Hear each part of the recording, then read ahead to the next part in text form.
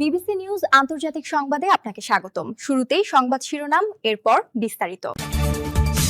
বৈঠকের আগে পাকিস্তানে কেন মার্কিন সামরিক বিমান? ইরানের বিরুদ্ধে যুদ্ধ শেষ হয়নি, নেতানিয়াহু। ইরান যুদ্ধ চায় না, আত্মরক্ষা করছে, পেজেশকিয়ান। যে কারণে যুক্তরাষ্ট্রের সঙ্গে শান্তি আলোচনায় বসছে না ইরান। আপনি যদি মুসলিমদের পাশে থাকতে চান তাহলে ভিডিওতে লাইক করে চ্যানেলটি অবশ্যই সাবস্ক্রাইব করে দিবেন এবং কমেন্টে জানিয়ে দিবেন আপনার মূল্যবান মতামত। বৈঠকের আগে পাকিস্তানে কেন মার্কিন সামরিক বিমান? ইরানের সঙ্গে বৈঠকের আগে পাকিস্তানের ইসলামাবাদে কমপক্ষে 2টি মার্কিন সামরিক বিমান নেমেছে। ধারণা করা হচ্ছে এতে উচ্চ পর্যায়ের মার্কিন প্রতিনিধি দল ছিল। রোববার রাতে বিমান দুটি পাকিস্তানের মাটিতে অবতরণ করে। তুরস্কের বার্তা সংস্থা আনাদুলু এজেন্সিকে পাকিস্তানের একাধিক সূত্র জানায়, ইরানের সঙ্গে সম্ভাব্য দ্বিতীয় দফার গুরুত্বপূর্ণ বৈঠকের আগে এই প্রতিনিধিরা সেখানে পৌঁছান। বিমানগুলো ইসলামাবাদে অবতরণের পর প্রতিনিধিরা একটি 5 তারকা হোটেলে যান বলে অন্তত 3টি সূত্র নিশ্চিত করেছে। একটি ফ্লাইট ট্র্যাকিং ওয়েবসাইটের তথ্যের বরাতে জিও নিউজ জানিয়েছে, এটি যুক্তরাষ্ট্রের ভাইস প্রেসিডেন্টের সম্ভাব্য সফরের প্রস্তুতির অংশ। বড় আকারের মার্কিন বিমান বাহিনীর C-17 গ্লোবমাস্টার 111 বিমানগুলো সরঞ্জাম বহন করে নূর খান এয়ারবেসে অবতরণ করেছে।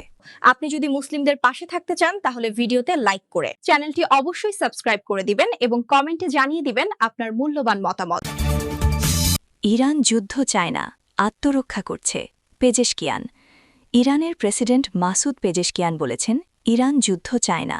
যুক্তরাষ্ট্র ও ইসরায়েলের হামলার বিরুদ্ধে কেবল আত্মরক্ষার জন্যই তারা পদক্ষেপ নিচ্ছে। তিনি জোর দিয়ে বলেন, তার দেশ শান্তি ও আঞ্চলিক স্থিতিশীলতার প্রতি প্রতিশ্রুতিবদ্ধ।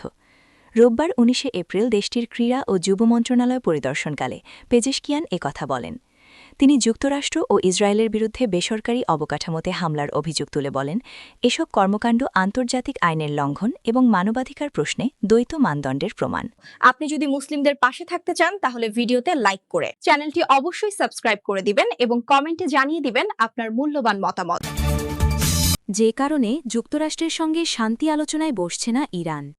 ইরানের রাষ্ট্রীয় সম্প্রচার সংস্থা IRIB জানিয়েছে, পাকিস্তানে ইরান-যুক্তরাষ্ট্র আলোচনার পরবর্তী দফায় অংশ নেওয়ার কোনো পরিকল্পনা এখন নেই।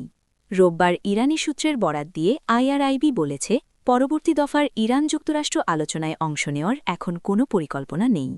এর আগে ফার্স ও তাসনিম সংবাদ সংস্থা নাম প্রকাশে অনিচ্ছুক সূত্রের বরাত দিয়ে জানায়, সামগ্রিক পরিস্থিতি খুব একটা ইতিবাচক নয়। তারা আরও জানায়, মার্কিন অবরোধ তুলে নেওয়াটা আলোচনার পূর্বশর্ত।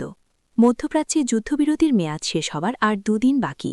ঠিক এই সময়ে মার্কিন আলোচকদের পাকিস্তানে যাওয়ার নির্দেশ দিয়েছেন মার্কিন প্রেসিডেন্ট ডোনাল্ড ট্রাম্প।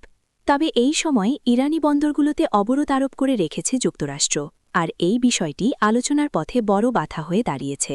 রোববার একটি মার্কিন ডেস্ট্রয়ার এক ইরানি জাহাজকে আটক করার পর পরিস্থিতি আরও জটিল হয়ে পড়েছে। ওই জাহাজটি পালানোর চেষ্টা করছিল। তেহরান এর জবাব দেওয়ার হুমকি দিয়েছে।